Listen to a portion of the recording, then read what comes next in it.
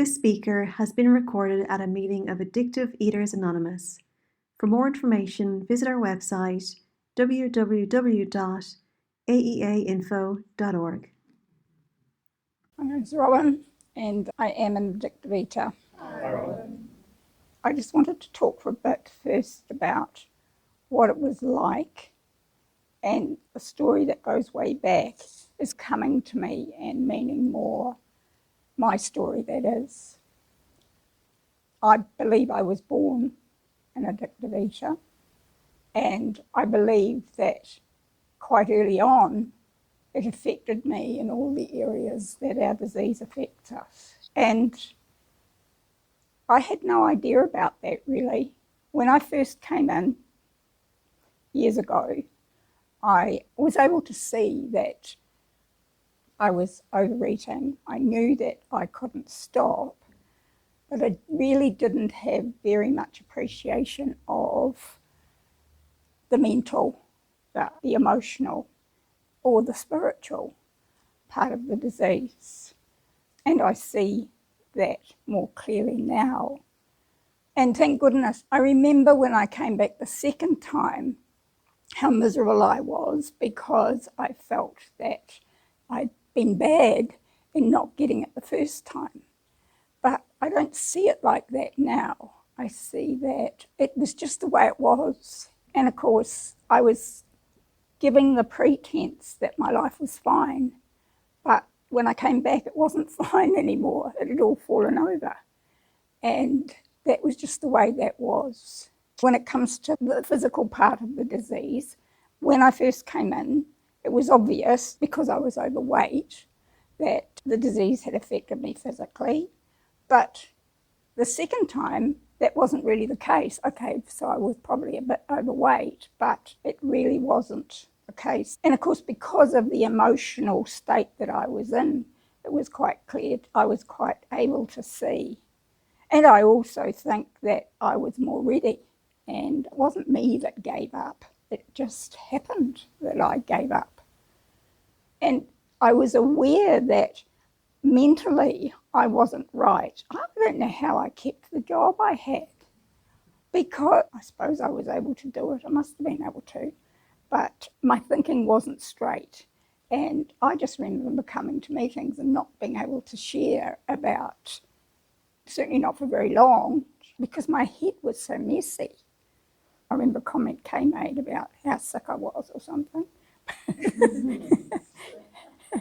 And whereas years ago, I would have been really offended by that. But I actually was quite pleased, that's what you said, because you were noticing that I wasn't as well as I thought I was, probably.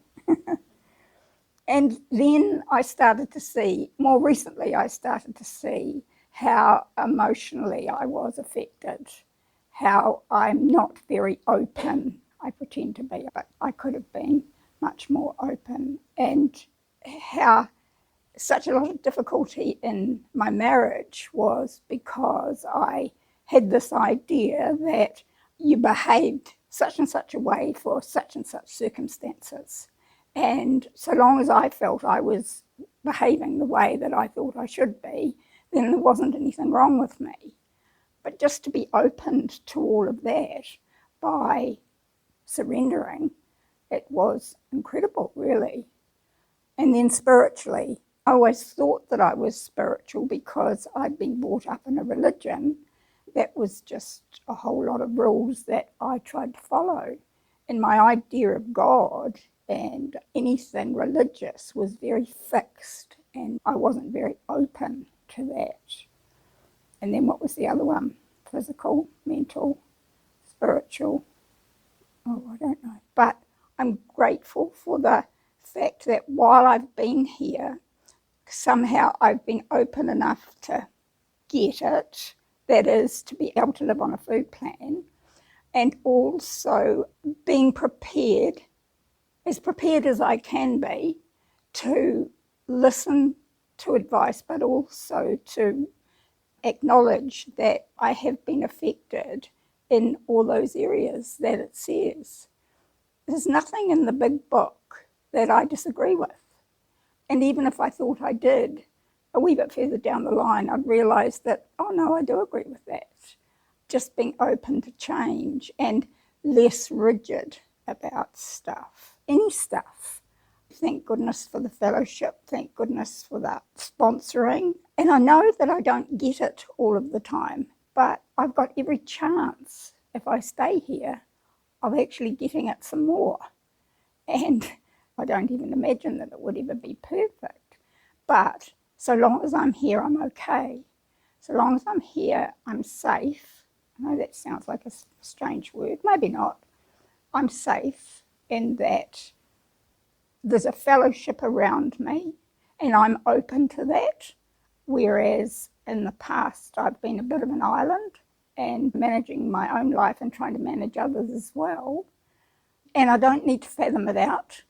One of the spiritual things I've realised is that, I call it spiritual, is that I always thought, being brought up the way I was, the rules were rigid and I had to follow all the rules.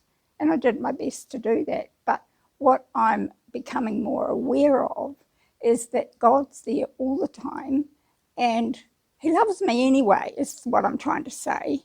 Whether I'm doing something naughty or doing something nice, it just is that way. And that's quite a big thing for me to realise or to become aware of, because it hasn't been like that before. And I guess what I'm saying too is that I know enough now to know that this will continue to be happening because I'm here. And yeah, I like that. I really do. I don't think I've got anything more to say except that I want to be here. I love being here and it's the best place for me. So, thank you.